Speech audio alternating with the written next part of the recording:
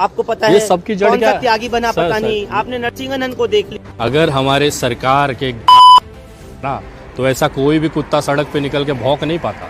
आज ये इसलिए बोल पाते हैं क्योंकि जो कुर्सी पे बैठा है ना वो नल्ला है। नल्ला मतलब समझते हैं ना? किसको कह रहे हैं आप? मैं प्रधानमंत्री और वहाँ पूरी प्रशासन को कह रहा हूँ, पूरी सरकार को कह रहा हूँ कि अगर इनकी औकात होती तो इन जैसे कुत्ते सड़कों पे भौंक पाते माइक लगा के। विनय, इतनी गालियां देते हो, जेल जाने का खतरा और डर नहीं है? कितनी बार डालोगे सर? ये पहली बार थोड़ी गया था जब आप दिल्ली में आके ही ललकार रहे हैं। अरे सर, मैं प्रधानमंत्री कार्यालय जाके लड़का दूं, क्या उखाड़ लेंगे? तो करने के लिए कुछ नहीं है तो ऐसे लोगों को ये आगे कर देते हैं जो नल्ले होते हैं ना, जिनकी कोई औकात नहीं होती है कुछ कर गुजरने की अपनी जिंदगी में। तो इस तरह का कोई भौंकना कहते हैं मेरी भाषा में, कुछ उखाड़ तो पाएंगे नहीं, लेकिन जो भौंकना है वो भौंकेंगे, क्योंकि उत्तर प्रदेश के चुनाव सर पे है सर। 20 करोड़ 15 करोड़ मुसलमानों से परेशान है। मतलब इन्होंने इस तरह की बातों से एक हिंदू समाज को पूरा शर्मसार कर देते हैं। कहाँ 100 कहाँ 15% सर।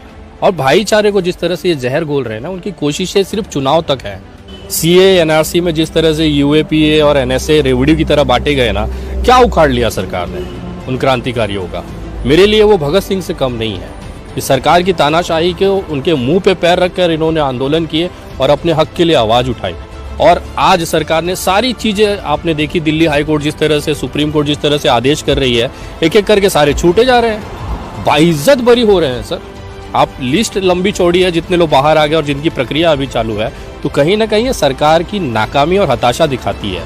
और जो लोग आज जो खुले तौर पे भाषण दे रहे हैं ना, समय बदलता है, सरकारें आती और जाती रहेंगी। और जब लीगल सरकार जिस तरह से जो संवैधानिक विश्वास रखता होगा, हमारे महाराष्ट्र में क्यों नहीं हो जाता ये चीज? क्योंकि महाराष्ट्र काम करने में विश्वास रखती है, इनके जैसे नल्लेगिरी में नहीं चलती है कि गटर का पानी उठा के उसको गंगा जल समझ के पिया जाए, किसी पे भी उड़ेल को उसको आपत्तिजनक शब्दों से नवाजा जाए।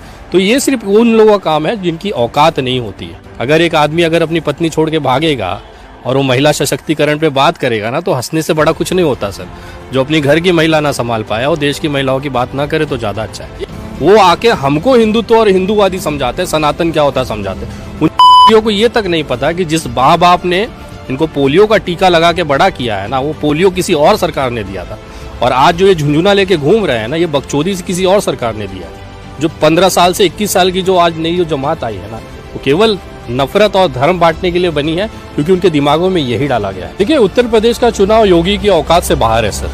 अगर योगी में इतनी औकात होती, इतनी क्षमता होती ना, तो नरेंद्र मोदी को मैदान में नहीं उतरना पड़ता। तो अभी ये इलेक्शन जो है अलग लेवल पे चला गया है।